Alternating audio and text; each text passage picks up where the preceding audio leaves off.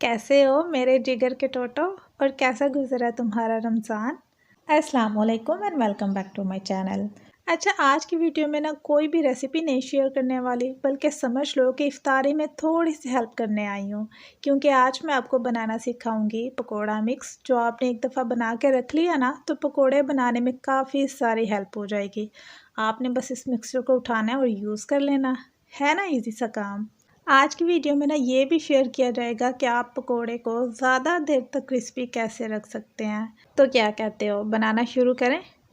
चलो आ जाओ मेरे साथ।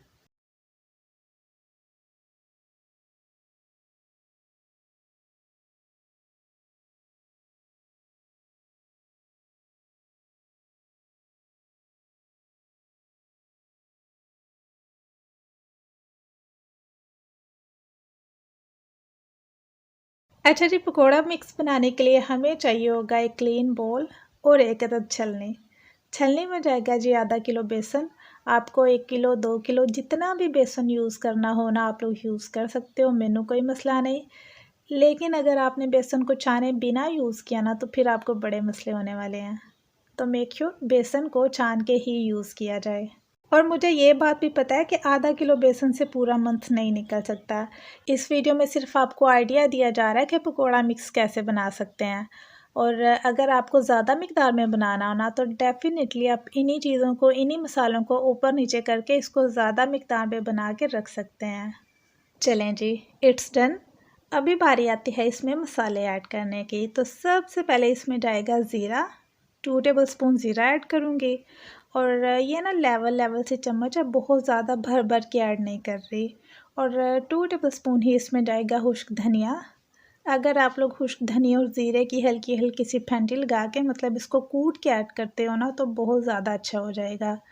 1 टीस्पून इसमें जाएंगे जी कुटी हुई लाल मिर्चें। और 1 टेबलस्पून इसमें जाएगा मिर्चों का पाउडर, लाल मिर्चों का powder. Half tea spoon add कर रही हूँ अजवाइन, जो काफ़ी अच्छा टेस्ट देगी। अगर आपको पकोड़े का कलर थोड़ा प्यारा सा चाहिए हो, तो आधा टीस्पून इसमें हल्दी पाउडर ऐड कर देना। और 1 टेबलस्पून इसमें जाएगा लहसुन पाउडर।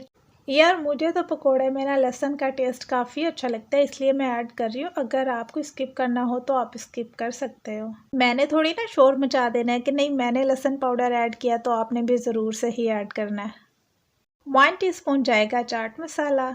और हाफ़ टी स्पून जाएगा बेकिंग सोडा।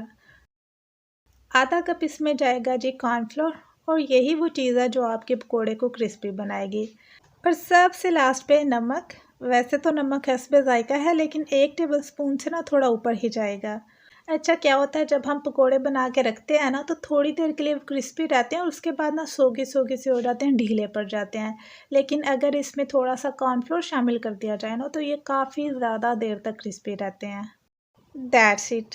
अभी मैंने इन सारी चीज़ों को ना बड़ी ही तमीज़ के साथ अच्छे से मिक्स कर लेना है। और आपने बड़े ही प्यार के साथ वीडियो को लाइक और चैनल को सब्सक्राइब कर देना है ना। चलें जी, ये भी हो गया। अभी बात करते हैं कि इसको लंबे अरसे तक महफूज कैसे करना है।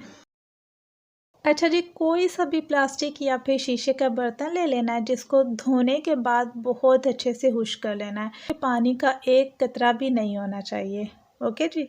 इसके बाद ये पकोड़े वाला मिक्सचर उठाना है और इस बर्तन में ट्रांसफ़र कर देना है।